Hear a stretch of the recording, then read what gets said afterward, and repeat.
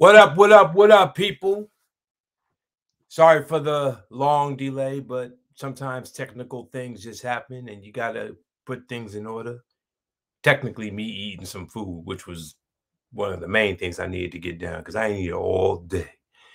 Shout out to people who work morning to night and don't get to eat. So I definitely had to take care of that first. But we are here, ladies and gentlemen. Welcome to the Rap Sheet Podcast, Season 3. Episode 11 is here. Round of applause. That's right. That's right. Want to shout out the homegirls of Envy, who were my guests last Thursday evening. Shout out to the sisters. Hopefully y'all doing well. Make sure you check out for them. But today, ladies and gentlemen, today, pioneer, innovator, legend, lyricist, storyteller, entrepreneur, A&R, tour manager, husband, father, all that. There's so many hats that this man wears. And I'm going to really just go in on it 100% when he shows up. I'm just waiting for him to come through and vibe with everyone. So make sure you tell all your people about this because the legend is here on his way. He just gave me the thumbs up and everything, so I'm totally excited for this. And yeah, man, this is the reason why we create this thing where creatives and culture meet. Rap Sheet Podcast Season 3. This is episode 11. We got a whole plethora of dope interviews coming up for the month of July. I mean, the month of June and July. So definitely stay tuned. I'll let you know who those names are as we get close to those related respective dates. But it is definitely stuff you do not want to miss. And that's word is born. So I hope everyone is doing well.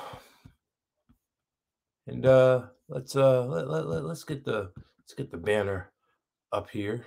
Yeah, there we go.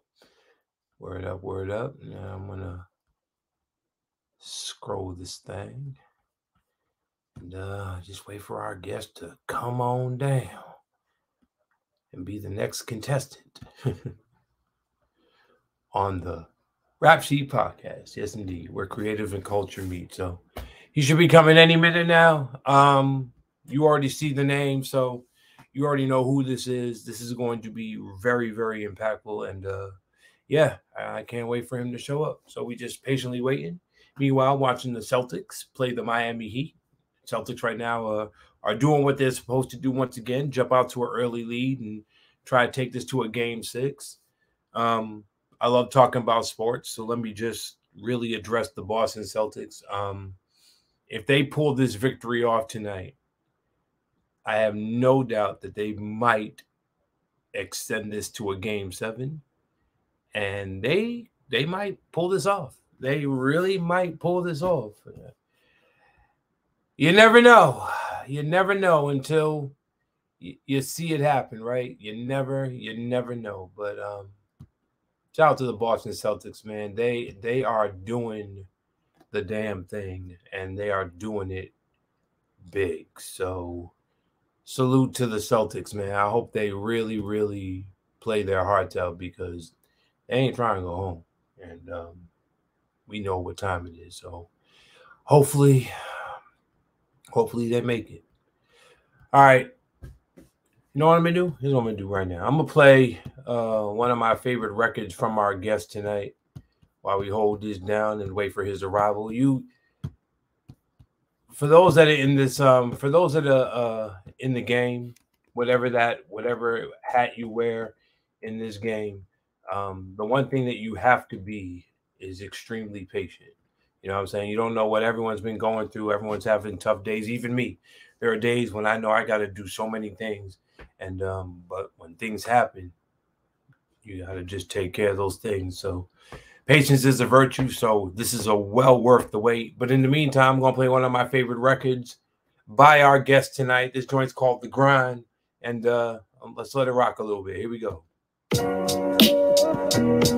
Yeah. One time for Crisis. Send this one out to everybody. One time for Apocalypse. Trying to make ends meet. Long Hot Summer. Come on. Yeah, I'm on the grind. Hey. Still got my money on my mind. That's right. And I feel like I'm walking on the line. Our guest is coming soon. Seems like I'm running out of time. That's hey, when I'm going come on, man. Hey, yo, I'm trying to make my dollars double. I done found a place to fit in for niggas trying to get into this power struggle. I work hard on the job like immigrants. And always try to get my first half in advance. It sounds strange, but the rap game is not a game. You can make a lot of money, get a lot of fame. But don't get it twisted. You can get addicted. Buy a mansion in the Hamptons and get evicted. Now, if you call me and I'm not around, I'm probably putting my grind down. Doing shows out of town. I be the manager, road manager, and call handler. Booking agent, choreographer, and tour manager. I be the VP of marketing and promotions, producer and arranger with an array of emotions. And after it all, I still gotta perform at 3 o'clock in the morning when half the fans are gone, but it's fine. Been on the grind since like 88 or 89. The game is foul like a plate of swine. Now is there anybody kind like me? Is anybody out there on the grind like me? Hey! For everybody working 9 to 5. For everybody trying to rise with their eyes on the prize. I'm with you, we all going through it. But yo, deep down inside, I know we still gonna do it. Oh, I'm on the grind. Still yeah! One time for Masta Ace, y'all. Walking on the line. And it seems like it's running out of time. That's why I'm always on the grind. One time for Brooklyn. Still got my money. 50 years of hip hop culture never sounded so better, so good. Classic right there, ladies and gentlemen. If you have not picked up that album, I don't know what you're waiting for. A Long Hot Summer. And all right, there's my man. There he is. There he is. Yes, sir.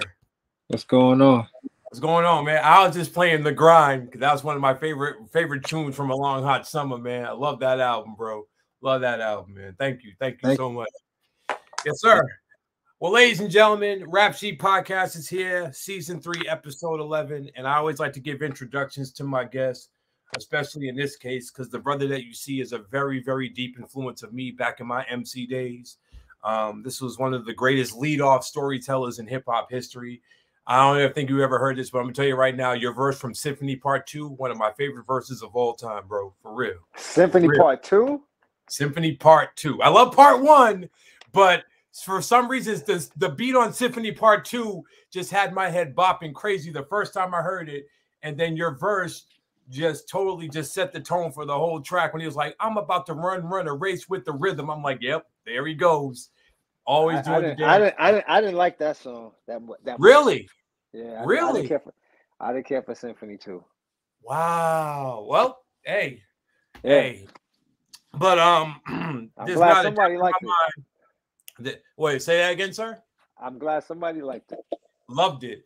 There's not a doubt in my mind when I think of some of the greatest MCs in hip hop history, your name, I don't feel gets brought up enough. This man is a tour manager, A&R, performer, lyricist, husband. He's wearing so many hats, but prolifically, he's one of the greatest storytellers in hip hop history who got to enjoy 4+ decades and still going strong. Ladies and gentlemen, representing the city of Brooklyn, Juice Crew representative and one of the dopest true-to-life cats in hip-hop, the one, the only, Masta Ace is in the building. What up? Sir. You said 4+. You said 4+ decades. Yes, just about right. You might have added a half a decade on me, man. Hey. Well, okay. Well, I apologize, but I know you got a lot more to go. So I'm a little over 30 years. Okay. Yeah. Real rap. We met. You were in Boston performing with Ed O.G. when you were promoting the A&E album. It was 2009 at The Good Life. I posted the picture on my Instagram when you and we first met. Ed O.G. was on the other side, but I just wanted to crop it out because you were on the show and you was just a down-to-earth guy taking time to talk to everyone and just really build and connect with the audience. So I want to thank you for just being so open and friendly and everything like that. But let's take it back to the very beginning because, you know, I always like to do my research on artists just when I think I know everything. And I always come across some surprising things that you graduated from Rhode Island. I didn't know this. Yeah, amazing. Not far from your area. No. Well, I'm in Kansas City now, so I live in the West now. Okay. But I was born in Brooklyn, New York, Coney Island, then moved to Boston, and now I'm here. I'm about to get married in 79 days from now. I should know that. But Congratulations. yes, sir. Congratulations. Yes, sir. Shout out to Lachey if she's out there. Salute to the missus. Yes, She's indeed. upstairs, So, she's upstairs waiting for me so we can watch our TV shows. well, we will not take long. Just 30 minutes is all that I need. But yeah, so let's take it back to the beginning. You got your degree in marketing and promotions at the University of Rhode Island. And then you met, now I wrote my notes down, but of course they're not in front of me. So you met a fellow friend that that got you to meet Marley Marl. Talk about that for those that don't know the history of how you and Marley first met. So the friend that you speak of, his name is Scooter Rockwell. His real name is Carl Holland. Carl Holland, rest in peace. But he's the person the friend who reached out to me and said he was going up to enter this rap contest at a skating rink in Queens, New York. And so he asked me if I wanted to roll, if I wanted to enter the contest, because we respected each other's skills and all of that. And he's like, "Yo, you nice, I'm nice. I'm entering. Do you want to go?" And I decided to go along with him. I rode up to on the train with him, and you know, I had an idea of the rhyme I wanted to say, but I didn't have any music for it. He had a drum machine back then. It was called a Dr. Rhythm, and so I actually sat on the train on the way there and programmed my beat for my rhyme. And I programmed that because I had to have the beat had to drop out on certain key lines. So I had to count how many bars it was before that first, you know, punchline, and make sure the music stopped, and then the beat came back in. So I sat there on the train the whole way there doing this, programming this machine so that it would time up with my rhyme. But ultimately ended up entering the contest along with about 30 other people. I got first place, which was 6 hours of studio time with Marley Marl, and that's how it all started. Nice, man. That's dope. That's dope. Ladies and gentlemen, if you're just now tuning in, we got the legendary Masta Ace. And I didn't know that you and Jay-Z had the same birthday, but hey, two Brooklyn legends. Why not? Definitely. So describe what it was like when you first met Marley. Like what kind of, for those that never got to hang out with him or work with him, what is Marley Marl like as a person? Not as a producer or as an entertainer, but just as a person when you first met him. So when I first met him, I won the contest. I was supposed to get my 6 hours of studio time. It took me about 5 months to actually get him on the phone. He had already moved and was living in another part of Queens, but the phone number that he gave them to reach him was his mom's crib. So that was his way of kind of like, you know, curbing dudes that he didn't want to deal with. Right. And so I would call every day, if not twice a day. His sister would always answer the phone. It got to I called so much that she started to know my voice and knew who I was, and so she just started referring to me as Ace. Hi, Ace. He's not here, and you know, so I just kept consistent. So one day she was like, "You know what? He don't live here no more. He ain't lived here for a while. Here's his real number." So I don't know if they had an argument, a disagreement, or something that day, but she gave his real number out. Wow. And I called his real number, and he wanted to know how I got that number. But ultimately, it's like, "Yo, man, I won this contest like months ago. Like, you owe me studio time. What's good?" And he's like, all right, meet me. He told me to meet him in Queensbridge houses, which I had never been to before. And it was pretty much an unspoken rule in New York City that you really didn't travel to other housing projects that you weren't familiar with. It just wasn't a good idea, being a stranger just floating around in somebody's housing projects. But I was that determined. So me and my DJ, Steady Pace, we took the train up there to Queens, and sat out on the bench. I think he might have told me to meet him there. Let's say he told me to meet him there at 1 in the afternoon. We got there like 12. We were just like, we make sure, you know what I mean? So we were there at 12. We sat out on that bench for about 4 hours. Wow. I actually met Craig G walking by the bench because they lived in the same building. And Craig was like, y'all waiting for Marley, ain't you? And I was like, he's like, yeah. Yep. He always got rappers out here waiting for him. He actually sat down with us and started chopping. We talked for probably an hour. He sat up for an hour with us and talked. Then he had to go on his way. But that's the Nice. first day I met Craig G that day, first time. Nice. And I was like, oh, he's mad cool. I knew who he was. He had Shout Rap out. I don't know if Duck Alert was out yet. Maybe. I'm not sure. I know Shout Rap was out, but Right. I remember that one. I don't think yeah, Duck yeah. Alert was So out. Mm-hmm. so we out there at 12 o'clock. About 5 p.m. Marley comes rolling up. And he walked up. He had just bought a new car, so I guess he was at the dealership filling out paperwork and it took forever. Right. He's like, yeah, come on, y'all. And I wasn't in a good mood, but it was like that was my first time meeting him.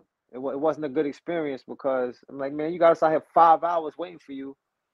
Probably were hoping that we gave up and went home, but I wasn't Nah, giving he up. was hungry. Yeah, Right. yeah. Real rap. So you meet him. He finally gets you into the house, and then Yeah. how did this initial recording process start? Like, I'm what's he glad you like asked. afterwards? Yeah. I'm glad you asked. He's like, he was in the living room. The living room was, let's say that the living room was Studio A. Okay. The bedroom was Studio B. B. He sent me to Studio B with MC Shan. I met Shan that day, too. He said Shan gonna work on your drum programming, and so I go in the back in the other room with Shan, and he's in there doing whatever. I don't know what he's doing. He's doing whatever he's doing. Right. But I'm thinking like, okay, I guess this is how. I've never been to a studio before, so I'm like, I guess this is the process, Mm-hmm. And so years later, I told that story, and Shan was like, Marley would always send dudes in the back with me that he didn't really want to work with. That was his because he said I didn't know what I was doing, so Wow. he knew if he sent you with me, that means he didn't want to mess with you. He wasn't interested. But Damn. ultimately, what happened was I only did about 2 hours that day, and nothing really came out of it. I came back, and then I finally laid down my first verse. I don't even know what I think I did a song called "Power Move," if I'm not mistaken. And he heard that rhyme, and all of a sudden his energy changed Wow. because he thought I was just this whack dude that won a contest that he didn't get to ever heard rap before. So once he heard me rhyme, from that point forward, he was like, all right, come back. And when I got past the 2 hours, past the 6 hours, he was still like, all right, come back. I'm like, you sure? Yeah, come back. And I kept recording with him. Nice. Dope story. So Marley Marl was like the ultimate ghoster in his early day. Wow. That's crazy. I mean, but that's actually kind of cool because it's like I guess you had to really just like, you know what? I guess he was maybe testing your hunger out to see if you were determined to just really just be patient and see what came out of it. And he was like, yo, the kid's got skills. So he came back.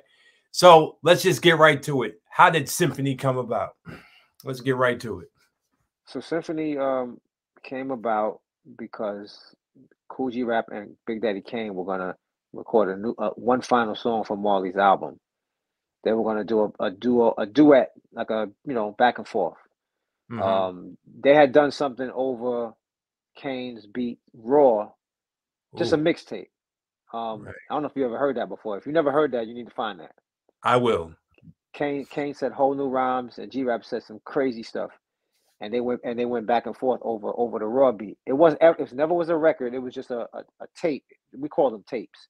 Basically like call it a freestyle, right? Something that you would just did on the cuff. Like put the beat on, yo, let's rhyme. Right. And then Marley would record it and then play it on the radio. So he had this recording of Kane and G Rap going back and forth over Raw, and he would play it on the radio every now and then. And we as fans, we were eating it up because the rhymes were just so crazy on there. Yeah. So once that became popular, he's like, "Oh, y'all got to do something like that for my album. I'm gonna make a whole new beat up, and y'all to do something over that." So the day that we were doing the photo shoot for Marley in Control, I know you know that cover. If you flip it over, you see the whole Juice Crew, Yep. or whatever, next to the airplane. So that day is the day Symphony was recorded. Nice. And so the plan was after that photo shoot that he was gonna bring Kane and G-Rap back to his crib in Astoria, Queens, to record this one final song. Craig G overheard the conversation and asked Marley, could he be on the song? So Marley had to clear that with Kane and G-Rap because it was supposed to be just the two of them. Right. They talked it over. They're like, yeah, Craig is cool. He at that point Duck Alert was out, so they're like, yo, Craig is dope. He could be on the song. Mm-hmm. So he was like, okay, cool. So let's go to Marley's crib. G-Rap and Kane jumped in car with Marley. I was driving, Craig wasn't. So I was like, yo, I'll take you over there. But truthfully, I wanted to go be nosy because I wanted to hear this song these guys is gonna make. I know this is gonna be amazing. I met Kane that day. I met Kane that day, by the way. That photo shoot, I met Kane for the first time that day. Wow. So before you finish this, I'm sorry, yeah. I didn't mean to cut you off. Before you finish the story, what were your first impressions of Kane when you met him? So I had an impression of him as an MC before I met him. I heard Get Into It and I heard Just Rhyming with Biz. And both of those were like, to me, those were like groundbreaking lyrical performances that made me want to rhyme better. Right. So I was like, okay, this dude is anybody who make me rhyme better, that I'm gonna ultimate respect. So I walked in with ultimate respect. When I got to the photo shoot, I'm hearing behind me. Oh no. Oh, Ace, where'd he go? Where'd he go? Oh, this story was so great. Ladies and gentlemen, don't go nowhere. Don't go nowhere. He'll be back. I'm here. I had a phone call came in. It's all good. So I hear Biz cracking jokes to Kane about me. so they don't even know me like that. So they like, they're not directly at me. They just like to each other, like laughing, chuckling. I'm like, I don't know what this dude's laughing at. Like, so that was my first impression of Kane. Him and Biz, like lightweight snapping on me, not really knowing me. Probably my clothes or my glasses, whatever. Right. But it was just jokes being cracked that I didn't really get or hear or understand. But that's what was going on behind me. Yeah. Right. Okay, so you're trying to get into you're driving them there because you want to really be a part of this. You want to hear what this beat is, because I can just tell you got the hunger. Like, I'm going to be a part of this. Not at all. Not at all. I was not thinking about rhyming on this song at all. I was just okay. I honestly just wanted to hear these rhymes that they were going to do. I wanted to just Right. hear it. The thought of being on the song never entered my mind at all. Really? Okay. Not at all. So you're in the house. Yeah. Okay. No, I'm sorry. Go ahead, brother. Yeah. No. So I'm there. The beat is playing. Mm-hmm. Each of them they're writing or figuring out the rhymes they're going to say or whatever, and then at some point it was Marley like, all right, who going in the booth first? And it's like Kane was like, yo, let G-Rap go first. G-Rap like, yo, let Craig go first. Craig like, let Kane go. So they passing the buck back and forth. I'm like, Marley, like, come on, man, somebody got to go first. Yo, Ace, you got a rhyme for this? I'm like, huh? Yeah, I stay with rhymes. All right, yo, go in the booth, man. These guys acting scared. Go warm up the booth. These guys acting scared. So I went in the booth first, and I said one of my memorized. I didn't write it to that beat. That was just a memorized joint that I had, in the holster, and I spit that rhyme. The plan was not to keep me on the song. Matter of fact, I learned this years later, probably 25 years later. I learned that when Marley sent me in the booth, that G-Rap and Kane had a sidebar, and they were like, "Yo, what's up with Marley putting this dude on the song? Like, who is this guy?" Like, they were referring to me as glasses, right? Because I had, if you see the cover, I got these glasses. Yeah, yeah. So he's like, yeah, this guy putting glasses on the song, right? So they was like, yo, let's do this. Let's say we're gonna go to the pizza shop.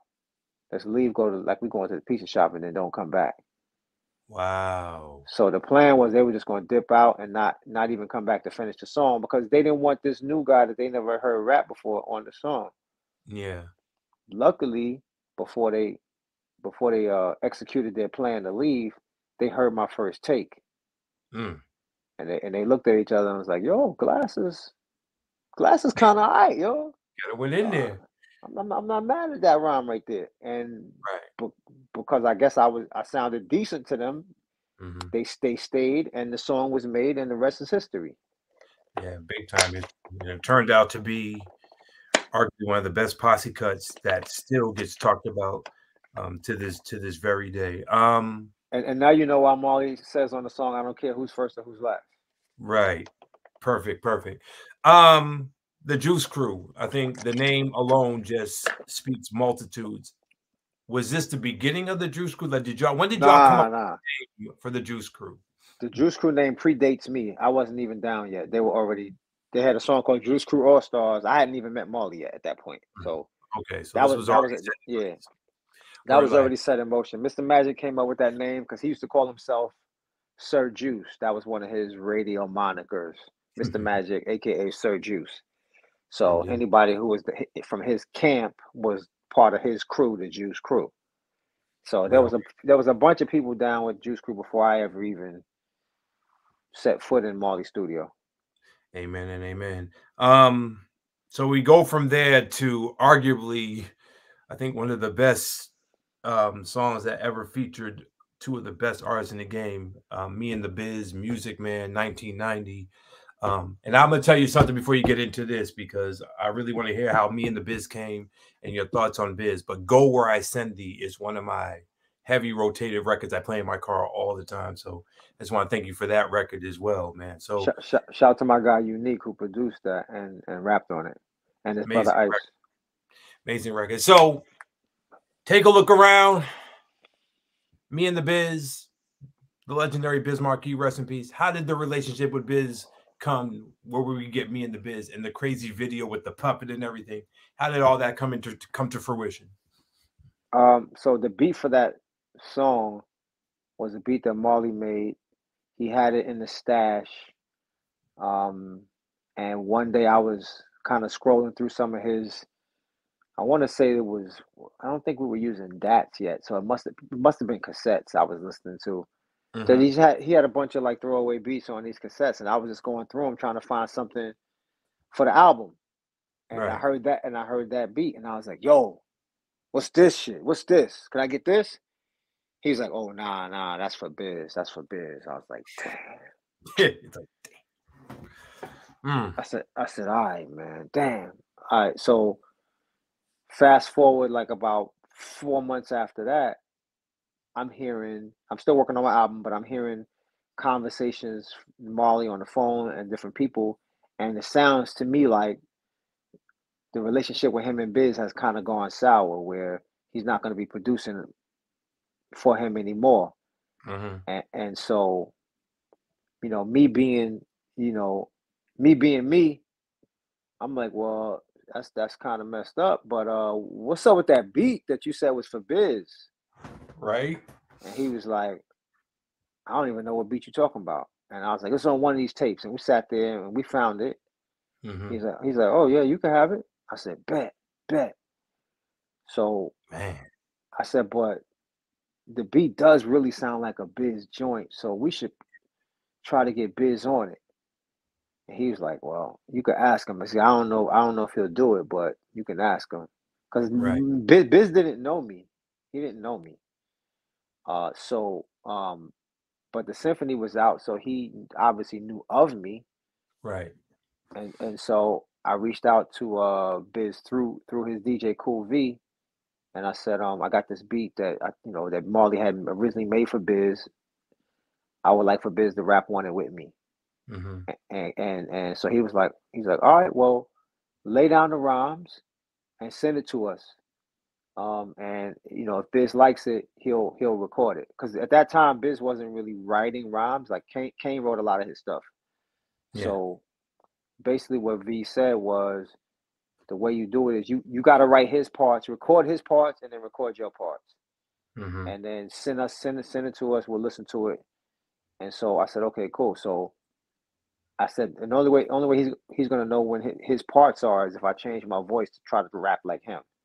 So when his parts came up, I would change. Hey, it's me, the diabolical. So I was rapping Cool. like that, just trying Right. to do my best rendition of how Biz sounded. Yeah. And so I sent them the tape. They heard it. Cool V hit me back. Yo, he likes the song, but he's not coming to Marley's crib to record it. So you gotta come to our crib to do it. I'm like, okay. So I went Okay. to Marley. I said, yo, they said Biz will do it, but I got it recorded at his crib, so I'm gonna need to take the tape, the beat over there to do it. Molly's like, nah, we ain't doing that. He ain't getting my tapes. Wow. So I got caught in the middle of that. Like I said, their relationship had kind of soured at that time. So I got caught in the middle of that and didn't really know what to do because Mhm. this was opportunity for a great feature. But Marley standing his ground that he's not giving up his tapes. Yeah. So Marley said, "Yo, we're just gonna leave the song how it is with you impersonating him." I'm like, "What? Why?" He said, "Just trust me. It's gonna work. It's gonna work." And we left the song like that. And I never had another conversation with Biz about it. But and there's a new documentary that's just being featured. It's coming up. It's coming up in the Tribeca Film Festival. Nice. And it's called oh man, it's a documentary about Biz. It's done by Mass Appeal. Okay. And Yeah. They do a lot of great stuff too. So yeah. Anyway, in that documentary, I drop a rhyme in that documentary about this whole story and how that whole song went down and how the relationship mhm. got weird a little bit and all of that. Like I just like lay it all down in like about a 16 bar verse about Biz, just honoring him in his memory. Dope, man. Dope. Wow. That is a powerful story. Let me give some round of applause for that story, even though it was kind of deep. I love hearing stories like that. Ladies and gentlemen, we got the one and only Masta Ace right now, taking time out of his busy schedule just to vibe with us. I'm not going to keep him much longer. I just wanted to fast forward because your catalog, again, is one of the reasons why I wanted to rhyme. And just to get a chance to tell you that, man, I'm giving you flowers. Thank you for birthing kids like me that just wanted to do things a different way, because I wasn't a gangster rapper. I wasn't trying to be flamboyant or rap for the ladies like a LL or a Kane or Right. somebody. But fast forwarding into that, your feelings around this time about the state of hip hop was really not a good. It left a bad taste in your mouth, which produced Slaughterhouse. What was the mindset going into doing Slaughterhouse, and what was the fact? What did you not like about the state of hip hop around this time? This was like 92, 93. Why did you not like hip hop at this time? Well, it wasn't that I didn't like hip hop. I just didn't like what the labels were focused on, which was trying to find artists that were NWA esque or Right. was speaking on street topics, shooting guns, blunts, 40s, like all of this negative stuff that was in our culture, but suddenly it sort of started to seem like if you didn't rap about those things, that it wasn't going to be a popular record, and labels were chasing that or seeking it out, and they started Yeah. signing all these artists that were just on some super duper over the top gangster rapping about the most negative stuff ever. And it was almost like the more negative that you were, the more money they put behind promoting it, which was just odd to me, and I didn't dig that. So Mm-hmm. people started to separate. They started to create these niches where, oh, if you were rapping about 40s and blunts and guns and bitches, then you were hardcore. All Mm-hmm. that other stuff was something else. And so I didn't like the idea that your topics is what made you hardcore. To me, it was your beats, it was your delivery, your flow, how vicious you were with your lyrics. Yeah. That's what made it hardcore to me, not the topics. So I just wanted to do a record that railed against that idea that Mm-hmm. to be hardcore, you got to be talking about 40s and smoking weed and shooting guns and all of that. So I just really put my foot down about it, and Slaughterhouse was the result. Real rap. And for those that know the album, Slaughterhouse definitely was a true underground classic. But then the song Jeep Ass Niggas, which later on became Born to Roll. Yeah. Same lyrics, basically, just the beat change. I love both versions, don't get me wrong, but I felt when I heard Born to Roll, and we'll get into Masta Ace Incorporated because that's where I'm leading towards with this. I really felt a West Coast vibe from that beat. So what was the difference between Jeep Ass Niggas and Born to Roll? And did you mind Born to Roll being a quote unquote mainstream top 40 hit, or you didn't want to fall into that category? Just speak on that real fast. Well, I'll answer the last question first. No, I didn't mind it being a mainstream hit. Mm-hmm. We all want to get a record on the radio at some point in our career if we're fortunate enough. So that didn't bother me at all. It was a little odd that people were saying that it sounded like they were calling it a West Coast sounding joint Yeah. because the beat that I sampled was Original Concept signed to Def Jam, an East Coast group. Mm-hmm. To me, at that time, all West Coast and down south, all they basically were doing was recreating what we were doing in the late 80s with 808 drum machines, 909 drum machines. Right. Like we had already advanced to doing more sample heavy stuff. But in the late 80s, mid to late 80s, it was all drum programs, and the 808 machine and the 909 machine. Those were kind of like the backdrop to like all those early LL joints, just joints like Run DMC, like Dumb Girl, like joints like that was just all just doom, doom, doom, doom. It was just all 808 big 808 drum sounds. Like LL So Rock the Bells and stuff. Gotcha. Yep. yeah. So all of those joints were, to me, that's the original way that hip hop sounded. Mm-hmm. So when I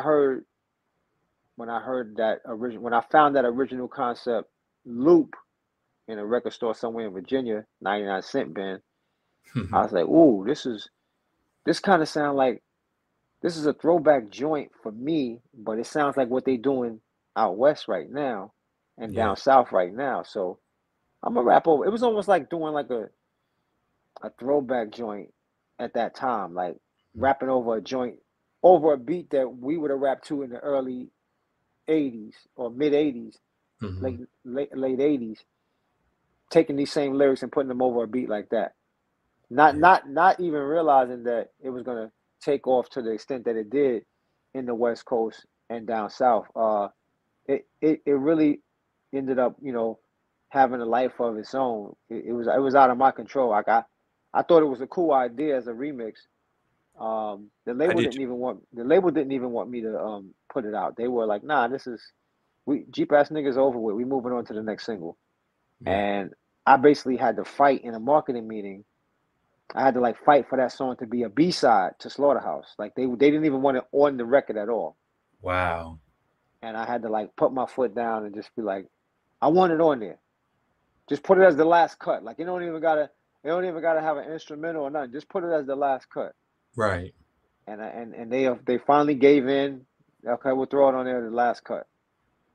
Man, as soon as that joint hit the radio stations, the mix shows, everybody flipped that joint over. Yeah.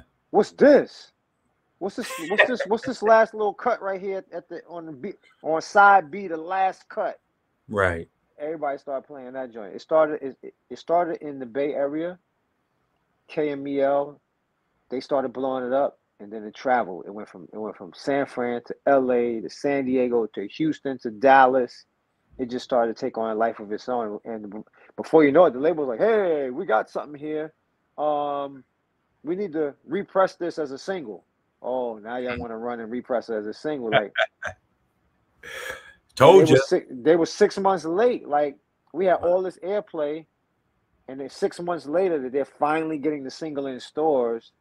And, some of the heat has started to really die down off of it. I mean, it still did really, really well, but imagine if they had the foresight or had the ear like I did to say, this need to be we need to put this as like the legit B-side with instrumental, with all of the versions on it, and we need to make sure that it's on. Like it didn't even, it barely.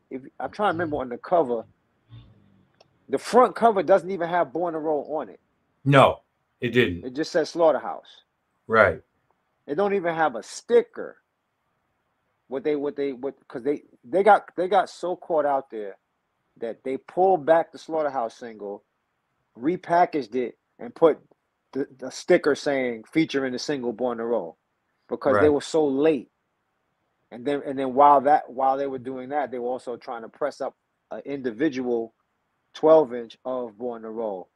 Wow. But like I said, like these are the mistakes. Like if I was in full control of my destiny, I would have ran with that. Yeah. And we would have been gold, probably approaching platinum out the box, because I saw that could be something. Yeah. And they didn't see it. And they didn't see it until it was too late. So it took them about a year to catch up with everything. That ran down and shot a video, last minute, shot a video for it. And the video like blew up on the box and all of that. Oh, it was like, yes, it did. It got retired on the box. So I think Luke had it like #1 on his late night, because I think we did a bikini or X-rated version of the video for late night video shows. That blew up. It just became a thing, and I started doing all these shows in other markets that I'd never been to before because of that song. And then Sitting on Chrome comes out, and it just gets bigger, because first time I heard INC Ride, I mean, I played it with my mother because she's a huge Isley Brothers fan. And as soon as it played, she's like, "Is that Between the Sheets? When did Between the Sheets become a hip hop record?" I'm like, Mom, that's called sampling. That ain't sampling. He stole it. I'm like, no, Mom. He sampled the loop and turned it into It's not Between the Sheets. Oh, no. I'm sorry. For the Love of You. Yeah. For the Love of You. I don't know why I'm thinking Big Sheets, because I just saw a picture of Biggie Smalls. I'm thinking Big Papa. But my mother thought you were stealing the beat. I'm like, no, this is what hip hop people are doing. They sample a certain part of a record and turn it into a new song. And this is the direction that hip hop's going. Trust me, this is going to be a big thing. And now that I'm a DJ, she understands it now. But when that record dropped and I heard it for the first time, I'm like, all right, I'm sold. Masta Ace. Every time he drops an album now, I don't have to question it. I don't have to worry if it's going to be good, because this man knows how to make a hit single and a great record. Masta Ace Incorporated. How did Masta Ace Incorporated come to fruition? Shout out to Paula Perry, Lachey, Lord Digger. How did you get that group together to form this part of your career, this time frame? I just wanted to do something that had more of a group dynamic to it than me as a solo artist. At that time, solo artists weren't super popular. It was all the groups. It was the Cypress Hills, the Funk Dubious, the House of Pain. Everybody was a group. De La, Tribe, everywhere you look, Gangstar. It was all groups. It wasn't that, like, now it's all solo art. Everybody's an individual solo artist. Groups have kind of like faded out for the most part. Yeah. But at that time, the groups were winning, and it was like the marketing for those groups, the logos, everything that was associated with the groups, all of that stuff just looked like it was a better way to market. Mm-hmm. So I viewed it as having a group with different members and featuring them in different parts of the songs. It would give fans something else to focus on. Like, my mindset was, well, the fans don't like me, they might like Paula, or they might like Digger, or they might like Lachey, and we'll pull them in from all different angles. Right. And so that was why I kind of was trying to form the INC at that time. It was pretty dope too. B-side was a great record. Sitting on Chrome, Eastbound, like that album right there. Even the Source like gave it a props and did the little fat tape series and put Eastbound and a few other songs on this little fat tape series. So I'm like, man, is there anything Masta Ace can't do? But then the 2000s come, and I'm going to say right now, I think this is probably when you was doing your best work. I mean, Disposable Arts. One thing I always liked about you is You tell a great story through your interludes and everything with each album you do. And Disposable Arts, I think hands down, is probably one of the best concept records I think I've ever heard. Um, Thank you. Explain to those that do not know Disposable Arts, have never heard it, what was the thought process behind this fictitious college and everything. I'm even going to talk about the high and mighty thing because I definitely want to understand the whole. I don't know the whole story on what led to acknowledge the record acknowledged when you called them out and all that. We'll get to that, but I just want to get to the part about just putting this album together, doing this fictitious school thing. Speak about the concept and what your goal was when doing this album, which to me is a classic, and I want to thank you for that as well. Thank you. Yes, So sir. the the mindset going into Disposable was that this was going to be my last album, Wow. and I was pretty confident that it was going to be my last album. So I had it in my mind for a while. When you look at what I did on Slaughterhouse with the skits, and then what I did with on Sitting on Chrome with the skits with my cousin coming to visit, I was trying to get somewhere, but I never fully like executed it. And I was like, if this is gonna be my last album, I really want to finally like do this. I want to tell this story from Mm-hmm. beginning to end. I wanted to start like you opened the book and read the page one, and then I wanted to end where it says the end. And I wanted to that was my mindset going into that album. So I wanted to orchestrate, I wanted to finally do what I felt like was going to be the perfect concept album. Mm-hmm. Skits, everything, all connected, songs interconnected with skits, and Right. everything made sense. Going, whatever happened at the end of this skit connected to the beginning of the next song. Whatever happened at the end of that song connected to the next skit. And so that was my mindset going into that album, and that's what I Mm-hmm. attempted to do, and I feel successfully did, because when it was all said and done, I felt like this was exactly what I was trying to make. Like everything came out perfectly the way I wanted it to come out. And the guys that I was working with, shout out to Filthy Rich, DJ Rob, they didn't get it at first. Like they were just hearing the individual songs, and they Right. liked the songs and stuff like that. But they're like, man, like, where's the singles? Like, where's the up tempo stuff? Where's the this? I say, yo, just I told y'all if I'm gonna do this album, I need full control of what I'm doing, and I don't want no input. I don't want nobody in my ear like saying anything to me, because I had already dealt with the majors and all Right. of this influence from the majors and the labels. I wanted this record to just be, if it was gonna be my final record, I wanted it to be as purely from my mind that it could be. And Mm-hmm. so they stepped back and they let me create what I wanted to create. And they didn't really see the vision that I was creating, because I was the only one who knew what I was doing. Yeah. And but when it was finally all put together, they were like, "Wow, like this is what you were trying to do. Now we get it." Right. And so yeah, that my mindset was it's my last album, and that's why the last song on the album is No Regrets. Yeah. Yeah, Absolutely. Amazing record. And again, still one of the ones I listen to constantly. Just everything about it just flowed. I wanted to backtrack a little bit because I wanted to talk about Crooklyn Dodgers. Real quick. Shout out to Spike Lee and the whole Crooklyn movie.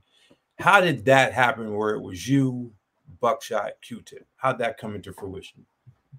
well, we were handpicked by Q-Tip and Ali Shaheed. They wanted to do a record with three Brooklyn MCs, and I don't know who they reached out to first, second, or third, but I got the call. Mm-hmm. And Tip was like, "You want to be on the song for the Spike Lee movie?" And I'm like, "Of course I do, absolutely." It was perfect timing for me, '94, because Born to Roll was blowing up on the West Coast, and I was getting a lot of flack from Yeah. the East Coast audience. They were like, "Oh, he's sold out. He on some West Coast shit now. Like we don't mess with him like that no more. He with them now." So I needed that Crooklyn thing to happen to Mm-hmm. balance out the sentiments that, oh, he on some East Coast shit. Like Crooklyn was like the perfect way for me to remind people, yo, I'm from here. Be clear, I'm from here. Right. Uh, and so I was asked to be on the song, and I graciously accepted. And we recorded that joint. That The version that you hear as Crooklyn wasn't the original version, though. There was another version with different rhymes. Everybody spit different rhymes. And when Spike heard the rhyme, it was like, yeah, it's cool, but it's not really, you know, the movie takes place in the 70s. You know, you guys should like watch the movie. I'm gonna give you a screening of the movie. After you see the movie, then go back and rewrite the rhymes. And that's what we did. He set up a screening for about 50 people. The movie wasn't going to be in theaters for another couple months, but we watched the screening, and all of us went back and rewrote our rhymes to connect more to the 70s. No. When before you recorded it and you were in the room with Q-Tip and Buckshot, like the three of y'all are three different types of hip hop. Q-Tip was the real jazzy kind of guy. You were the prolific lyrical kind of guy, and Buckshot was like the hardcore guy with the Timberland boots. When you guys sat together getting ready to do this, did you think it would go well, or did you think some people might think, well, this isn't who Masta Ace really does records with? Buckshot, he does a record with Tip. Tip is more like the Daisy Age nerdy rap guy. Or did you all say, you know what, we're going to change the game with this, because they didn't expect three Brooklyn people that all rhyme differently come together on one track to make this thing work? What was the formula you all was thinking while you was creating it? I mean, we didn't really sit down together. Mm-hmm. Everybody wrote their stuff, I guess, at their cribs or wherever they write their rhymes at. We just each came into the studio to lay our rhyme down. Mm-hmm. You know, it's weird. Like, the recording of that song is very fuzzy to me. Like, I don't remember recording that rhyme. I don't remember who was there. Mm-hmm. I don't even remember what studio it was. And I can't remember if Buck and Special Ed were there with me, or they came later, or we did it on different days. Like, right. That period is a little fuzzy to me. I don't remember exactly that recording process, that whole of that song. All I remember is the initial meeting when we first heard the beat, and I remember the screening of the movie to go back and redo the rhyme. But I don't remember a lot of the other factors from that song. All right. Details. Well, still was a great classic either way. And yeah. What I want to get into right now, and I'm only going to take like 15 more minutes of your time because I know you got things to do, but Ed O.G. did the My Own Worst Enemy album with Pete, and you were featured on that. You were featured on that album. Wishing, right? Yes, Wishing, exactly. You and Edo's relationship obviously furthered to do A&E, and I've known Ed for a long time. Being in Boston, I've known Ed for a great number of years.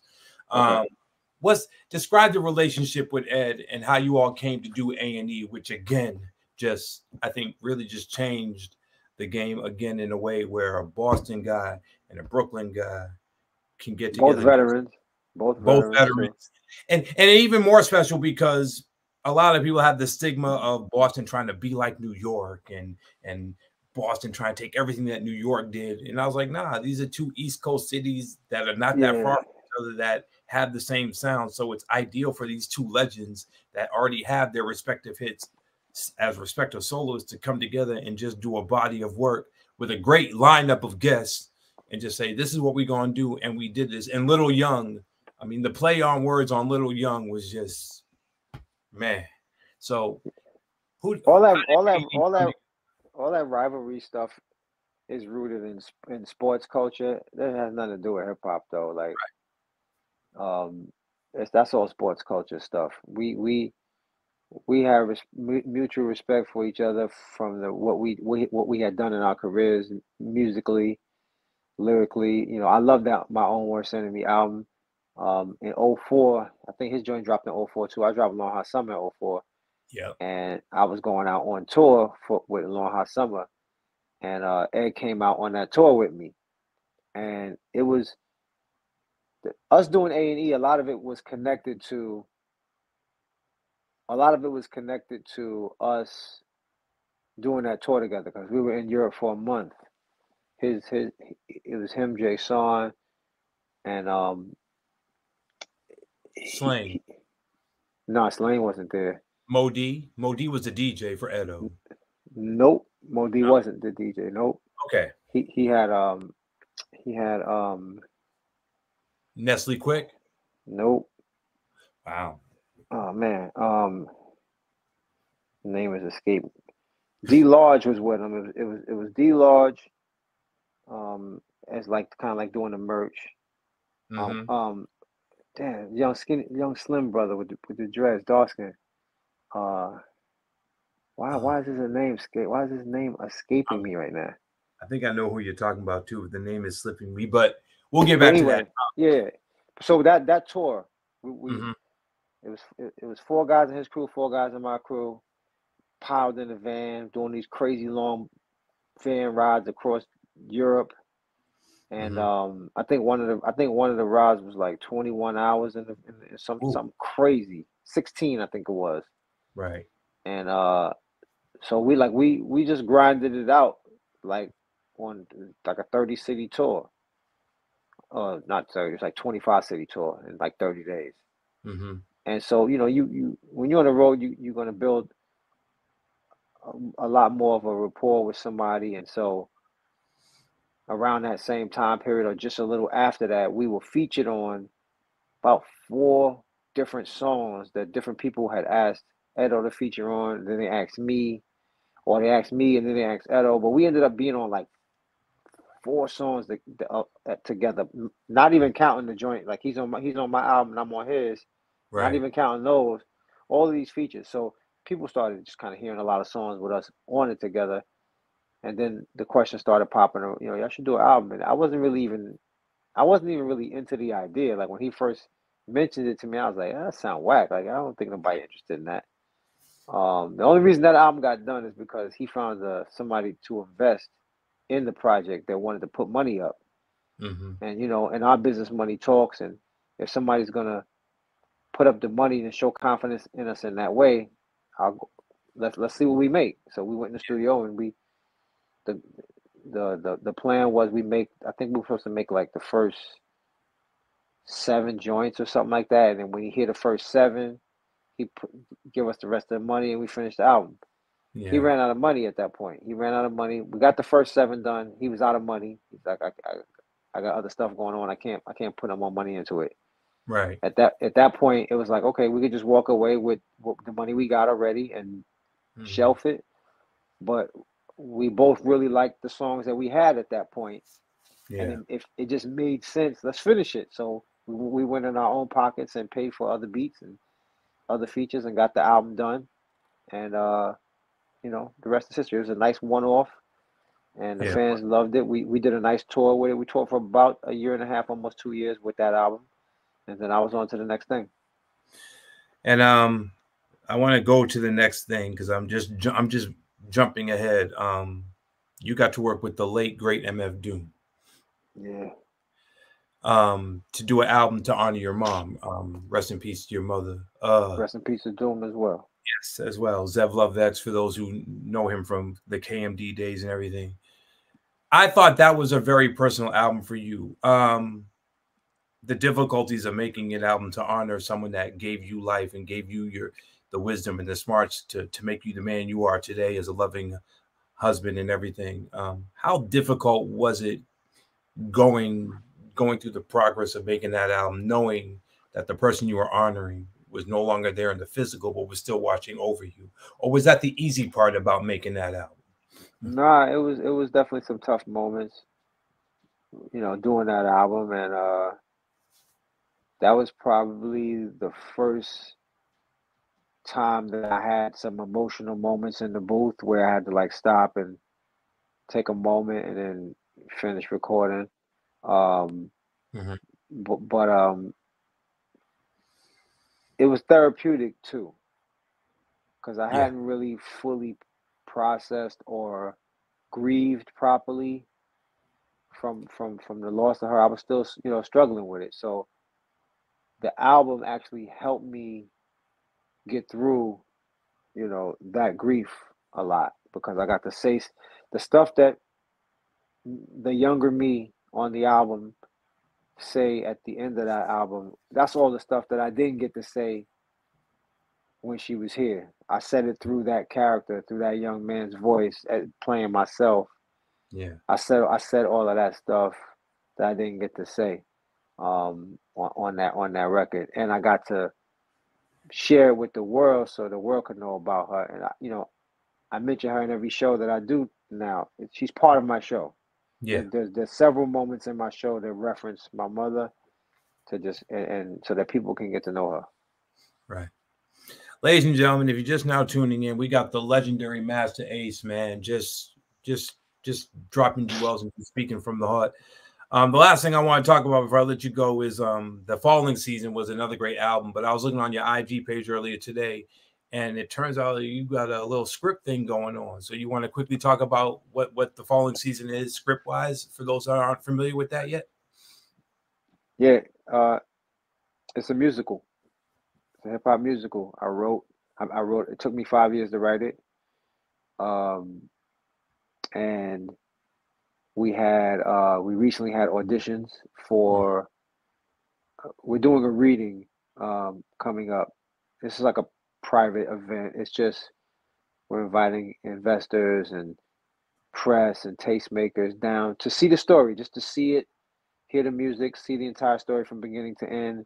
It's a stage reading. It's not like a full production where you're going to have scenes and backgrounds and costumes. This is just actors with the script books in front of them, and they're reading lines and they're moving around and stuff like that. But it's just so you could hear the story, hear the music, understand what it is in its entirety, and just be able to envision what it would look like if you actually had the buildings and the store and the apartment building, all of that was on the stage with the costumes. Yeah. But it's a story that I wrote using the title The Falling Season, but it takes place in 1988. And it's about our main character who's trying to be the first in his family to go to college. And he gets faced with some unexpected, very